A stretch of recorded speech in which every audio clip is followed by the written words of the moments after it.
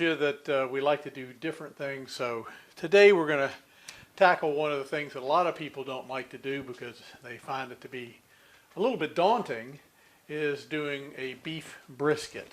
Now, a beef brisket, that's basically the chest portion of cow. A lot of you have had beef brisket and don't even know it. When you get corned beef and cabbage, we have quite a lot of marbling going on here. A lot of fat going through it. Now, a brisket, being it's that chest piece, is very, very tough, okay? So you have to cook this low and slow. What we're going to do is we're going to be going in here and looking at the marbling. Now you can see, even with this is a very, very sharp chef's knife.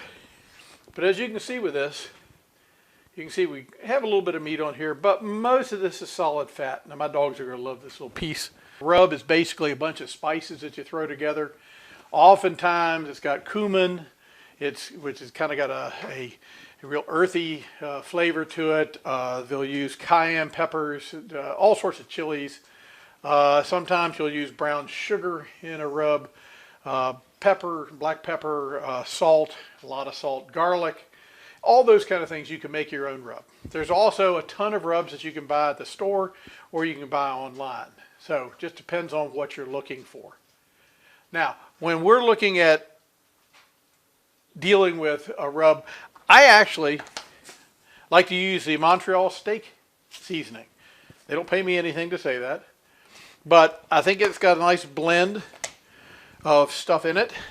And all I'm going to do is I'm going to put this on, and it may seem a bit heavy-handed, but what we're trying to do is we're trying to get this in and get this into the tissue. And this is a lot of meat.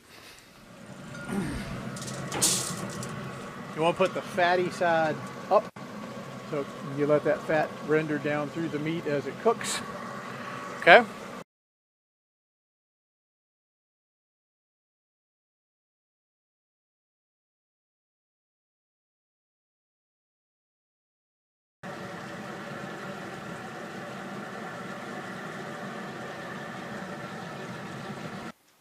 Okay, so we have brought the brisket in, but letting it rest for about 20-30 minutes, thereabouts. One of the things you want to do with any meat that you're cooking, whether you're doing it on a stove, whether you're doing it on a grill, or you're doing a smoker, is you want to let it rest after you've cooked it. It's got a lot of juice that went down into this pan. I wanted as much of it to soak back into the fibers as possible so that you have a very juicy piece of brisket.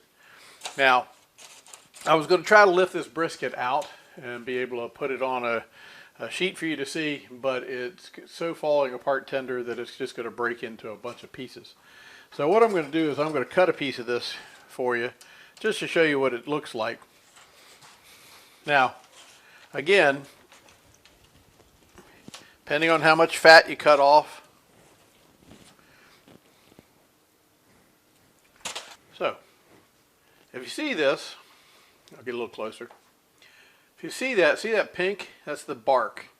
And that pink is all of the smoke that's gotten into the meat over time. So if you've smoked it properly, you're going to have a whole lot of a pink rim around it.